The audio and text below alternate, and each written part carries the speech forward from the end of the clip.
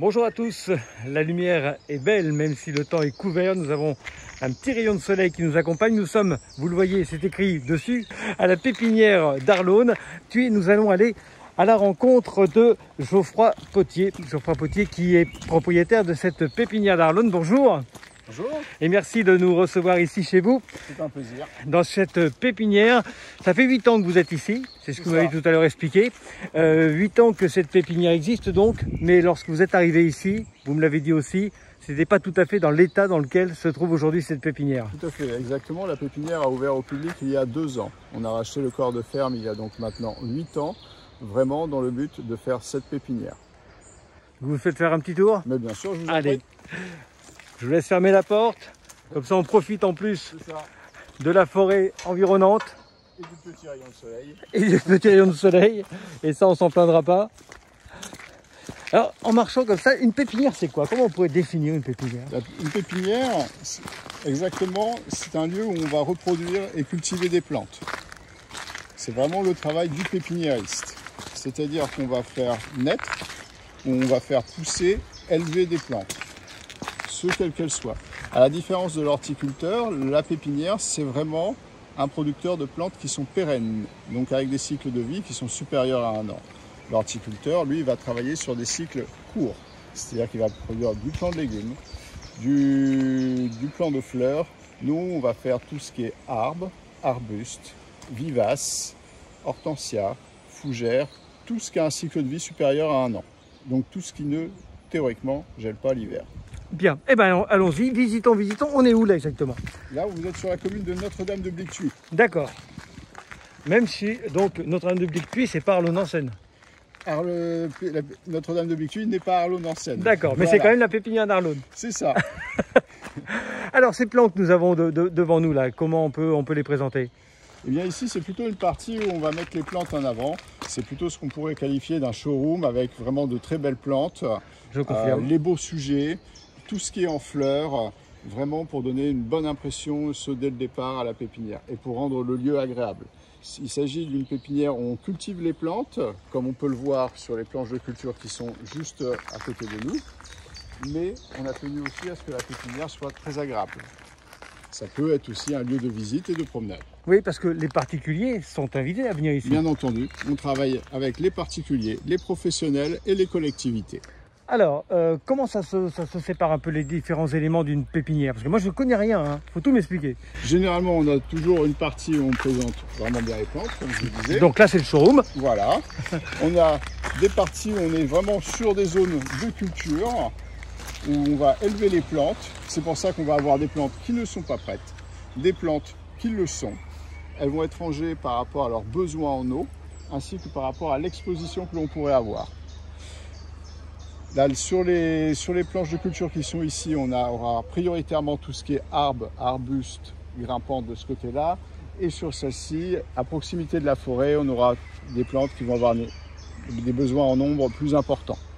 Est-ce qu'on peut dire que c'est un peu une nurserie de plantes? Oui, tout à fait. C'est un peu ça? C'est d'ailleurs le terme utilisé dans d'autres pays. On parle de nurserie. Ah bah oui, je n'ai pas fait exprès.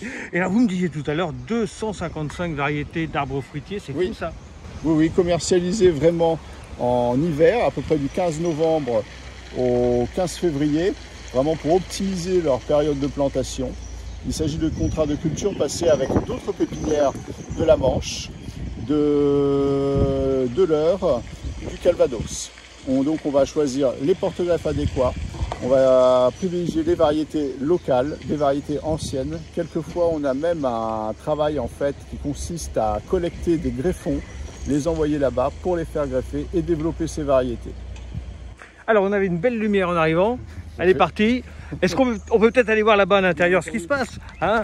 Et puis en même temps, on profitera du cadre agréable, parce que là c'est la belle saison, hein. Forcément il y a les couleurs. Oui, le feuillage arrive, on a plein de feuillages changeants. On a tous les érables japonais qui se mettent en feuillage. Bon, vous écoutez un bruit de moteur derrière, c'est juste que y a des livraisons quoi. Il y a des professionnels qui viennent charger les plantes qu'ils ont commandées pour pouvoir effectuer leur chantier. Alors nous voilà maintenant à l'abri. Donc sur la serre, on retrouve toujours un peu le même principe. Sur le devant, vraiment une partie showroom où on va mettre vraiment les plus belles plantes, les plus belles pièces, vraiment tout ce qui va être prêt à la vente. Et plus au fond, évidemment, tout ce qui est en partie vraiment production, multiplication et naissance. Vous pouvez même voir sur la table de rempotage qui est là, des tout jeunes bouturages qui datent simplement d'hier. C'est quoi ça? Ce sont des variétés de sauge, donc à destiner à la floraison, aux floraisons estivales, qui vont après passer sur les planches de culture à l'arrière de la serre pour faire de la vivace fleurie pour cet été. Et puis juste à côté, là j'ai vu on produit du terreau. Tout à fait. Et on travaille donc avec le terreau qui est juste à côté. C'est parfait ça, circuit court. Circuit court, 300 mètres de distance. On ne peut pas faire beaucoup mieux. D'ailleurs, vous êtes bien entouré. Hein. Tout autour de vous, il y a des producteurs divers et variés. Hein. Oui, tout à fait. On a les champeaux en maraîchage, on a la chèvrerie, on a Monsieur Masson qui travaille tout ce qui est comme cosmétique naturel. On a Marc Hafner avec la bière. On a les vergers du Bourg-Corblain qui se font un plaisir de vous recevoir. On a Monsieur Quentin Leroy qui fait aussi de la viande toujours en bio. Donc on a sur la presqu'île vraiment un très grand nombre de producteurs. Et vous êtes bien entouré. On continue un petit peu parce que bien sûr. Je sais qu'il y a des roses là-bas notamment qui sont magnifiques. Il y a un rhododendron là qui j'adore la couleur. On fait beaucoup de variétés en rhododendron, notamment en septembre-octobre, on va retrouver beaucoup de variétés de collection. En fait, ce qui qualifie cette pépinière, c'est surtout la production et la commercialisation de plantes atypiques. Là, par exemple, on est devant un Decesnea, une plante particulièrement rare avec des grandes gousses turquoises, qui est produit ici. Là, vous avez vraiment de la production personnelle qui arrive à la vente. Vous avez de la production qui a été rempotée un peu plus tard, donc qui est un peu plus petite, et ainsi de suite. D'accord.